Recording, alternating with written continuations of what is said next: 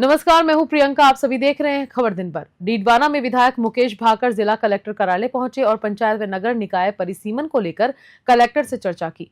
भाकर ने भाजपा सरकार पर निशाना साधते हुए कहा कि परिसीमन प्रक्रिया में भ्रामक स्थिति पैदा करने की कोशिश की जा रही है। उन्होंने निष्पक्ष परिसीमन की मांग की और प्रशासन से साफ मापदंड तय करने की अपील की। साथ ही 7 अप्रैल को लाडनू में आपत्तियों पर चर्चा के लिए बैठक आयोजित करने की बात कही। डीडवाना से गुलाब नबी आजाद की रिपोर्ट। किस संदर्भ में आप मिले हैं, क्या मांगे?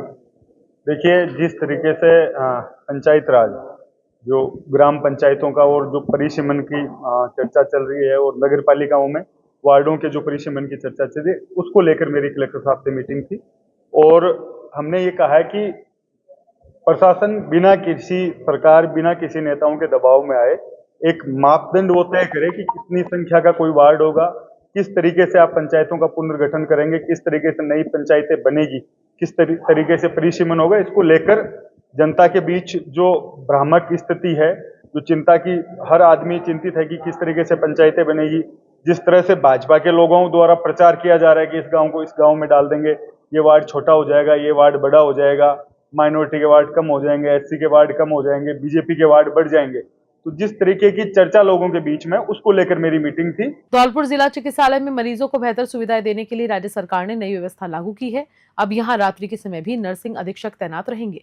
जिला चिकित्सालय के प्रमुख चिकित्सा अधिकारी डॉक्टर विजय सिंह ने बताया कि मुख्यमंत्री भजनलाल शर्मा के निर्देश अनुसार मरीजों को हर समय बेहतर स्वास्थ्य सेवाएं देने पर जोर दिया जा रहा है। अस्पताल में स्टाफ की अनुपस्थिति को रोकने के लिए सख्त निगरानी होगी और लापरवाह कर्मचारियों पर कार्रवाई की जाएगी। धौलपुर से संजय कसाना की रिपोर्ट।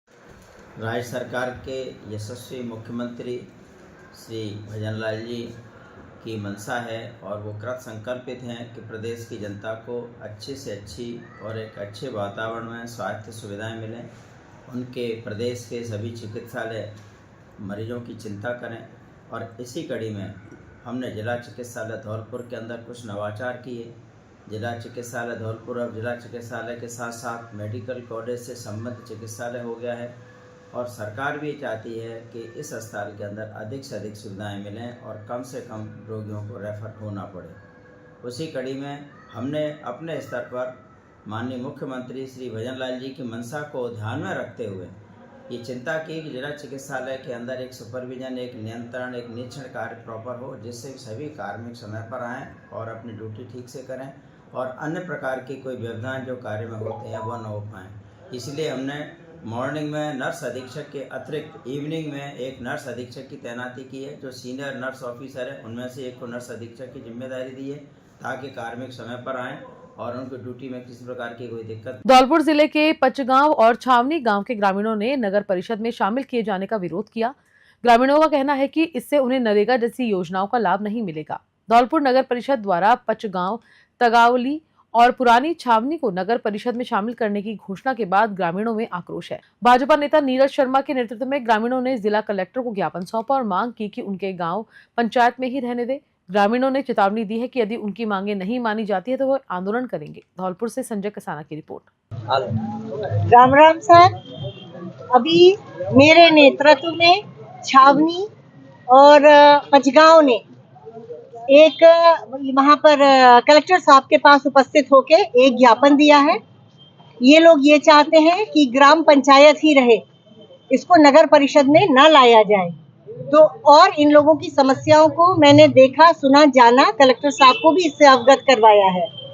अब इसके लिए मैं कलेक्टर साहब को भी बोल के आई हूँ और ऊपर तक भी जाना पड़ेगा, तो ऊपर भी जाके हम पूरी कोशिश रहेंगे अपना 100% देके कि आप लोगों का सबका काम करवाया जाए।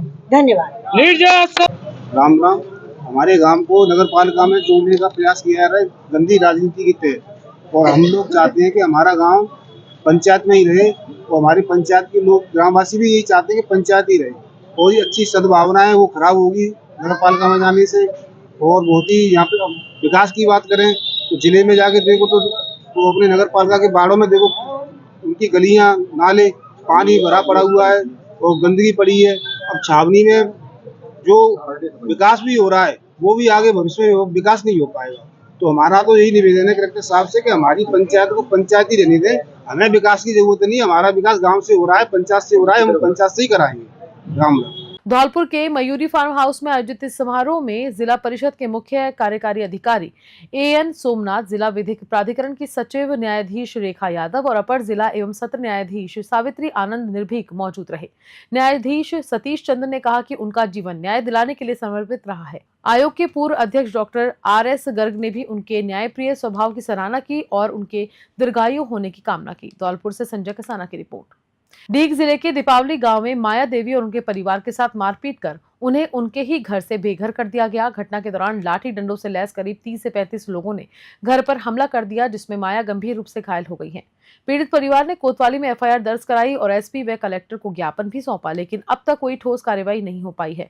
डर के कारण ये परिवार दर-दर भटकने को मजबूर है। पीड़ितों ने मुख्यमंत्री भजनलाल शर्मा और मंत्री जवाहर सिंह बेडम से न्याय की गुहार लगाई है। अब देखने वाली बात ये होगी कि प्रशासन इस पर क्या कदम उठाता है। डीग से पंकज शर्मा की रिपोर्ट। कोई भी कानूनी कार्रवाई नहीं हुई है। तो SP ऑफिस और कलेक्टर ऑफिस गए थे आप? जी सर, आज हम SP ऑफिस और कलेक्ट्रेट ऑफिस ज्ञापन दे के आए हैं, दोनों जगह।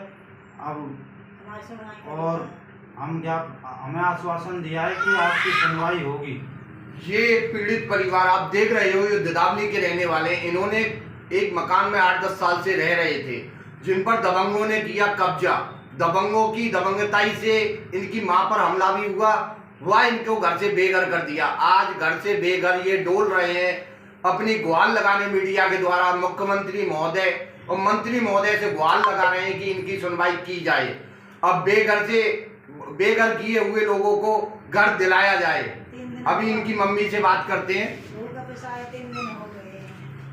हाँ जी माँ जी, आप क्या कहना चाह रही हो, क्या हुआ था आपके साथ? हमारे साथ सब हम झाड़ा पूंछी कर रहे थे, मेरे एक बच्चा ये सो रहा था, बहू खेत में काट गई थी और पीछे से आके सब महिला और सब आदमी, सब 3 घरन के सब 50 लोग थे। ये सिर काहे से फूटा है आपका?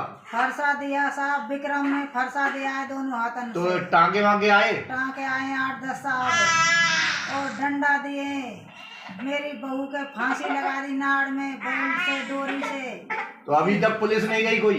अभी तक कोई पुलिस नहीं गई। रोडन पे पड़े हैं, कोई मेरे पड़ोसी रोटी दे रहे हैं, मेरे ढोर भूखा, बच्चे भूखे मर रहे हैं। मेरे ढोर डंडा लट्ठीन से भगा दिया है, कुत्ता पाट तो वो भी मारा है, सब मारे। मेरे घर में कोई लकड़ी भी नहीं छोड़ी है साहब, सब नाज को, सिरसू को, सब तूड़ा जो कचू था सबको ले गए। सब पैसा धेली 50,000 रुपया है, कोई मेरे 2-3 लाख का सामान को सबको लेगा। अभी फिलहाल में लट्ठी फरसा बल्लमन लेकर अभी फिलहाल में मेरे घर पे खड़े हैं, 3 ट्रैक्टर खड़े कर रखे, सब बैठे हैं, रातू बिंदु फरसा में लेकर अभी फिलहाल में बैठे हैं मेरे घर पे। अभी तक कब्जा कर रखा है, 3 दिन हो गए मुझे भूखा मरते। आप देख पा रहे होंगे, एक अम्मा एक छोटी सी बच्ची को लेके घर से बेघर डोल रही है, इसकी कोई सुनवाई नहीं हो पा रही, ना पुलिस आज तक कोई सुनवाई कर पाई। जबकि 30 तारीख की FIR हुई है। दबंग आज भी इनके घर पर ट्रॉली भरकर बैठे हुए हैं। क्या इनकी सुनवाई होगी? मीडिया के द्वारा ये गुहार लगा रहे हैं। खबर दिन में फिलहाल इतना ही। मैं लेती हूँ इजाजत। नमस्कार।